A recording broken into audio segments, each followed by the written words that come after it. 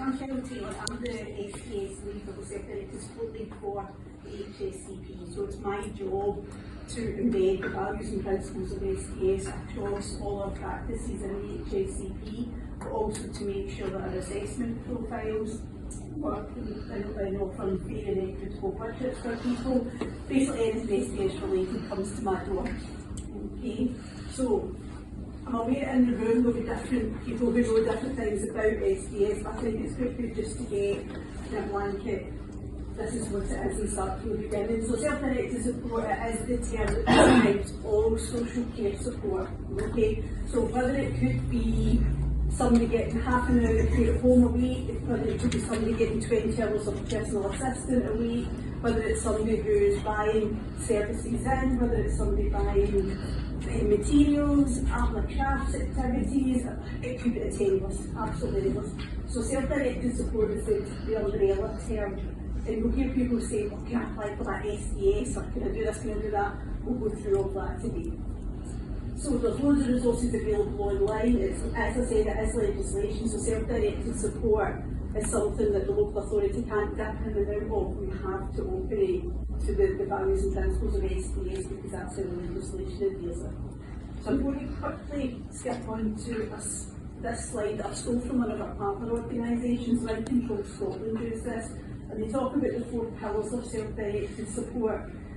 Self-directed support, as I said, is underpinned by values and principles, and the 4 key parts to that are choice, control, freedom and dignity. So when you're coming to the HSCP looking for support for yourself as a carer or for your loved one, then you should have choice and control over how that support looks.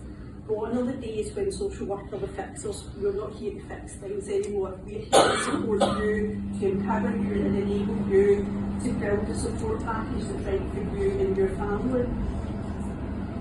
The freedom is about doing it the way that works best for you. How do you want to live your life? Okay. How do we work with you to meet outcomes that matter to you? Because as professionals, we can come in and see, or we can see how we think we should fix it. It's not our lives, it's your lives. It's your care for people's lives. So it's important that we let you have that control. And we want you to be treated with dignity at all times because it matters to us you get to be an active citizen in the local community, that you're able to build more links because, as Claire was saying earlier, it's about that peer support, see the linking together. That's where your strength sometimes comes from. So self-directed support is support that makes sense to you and your family. So SDS, it's not a benefit, it's not something you apply for. If you get 3 to 4 calls come in, can I apply for SDS? You don't apply for it. You do have a legal right to be able to ask for an assessment, that's absolutely, but then assessment does not guarantee a budget because sometimes when you look at the outcomes you're looking to achieve, you can achieve that using community resources such as all the great work that goes on at the Cheryl Centre. It doesn't impact any benefits you claim, so if you do go through an assessment process and you're allocated a budget, then you would know it wouldn't impact any other benefits you're currently claiming. If your budget is for care or respite or for personal care, there is no charge for that budget. If your budget is solely for social support, so for example, then there would be a contribution you would actually to make towards it, but it's minimal and there's a financial assessment that goes along with it, so if you couldn't afford to pay, you wouldn't ask. SDS itself can't be used to pay your normal household bills. Okay, it's specifically for the outcomes we identify through assessing. Okay, so we can't use it just to pay your gas and electricity or anything like that. It's about specified outcomes, so it could be looking at bringing in a couple of hours a week to give you as a carer some time away from that caring role to recharge your batteries, or it could be that you're using the services to have your young person go and do something different. You know, it's so vast and it's so personal to each person. But I'm going to give you some examples of how it operates. So thinking about it, trying to kind of change that staff training to be more carer focused, to give you an idea of the process. So for carers themselves to access their own budgets, because carers have a legal right also to be assessed and access their own SDS budget, you would be asked to complete an adult carer assessment support plan or an ACAS. People just talk about ACAS. The ACAS can be completed by your social worker, but also Cheryl West Dunbartonshire Okay, they can also sit down and do your ECAS. So it's your choice who you want to do that ECAS.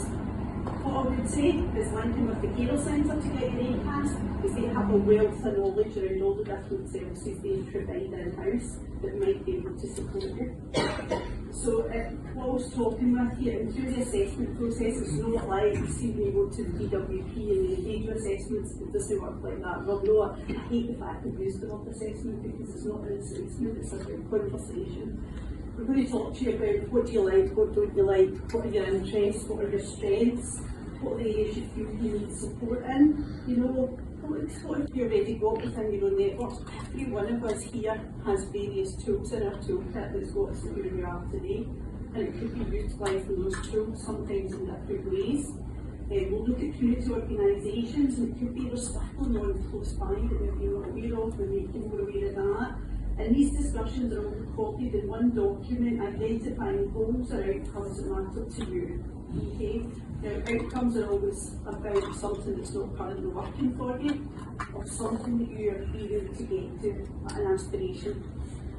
And that we would then explore and finish out about that, working with them to get the right support.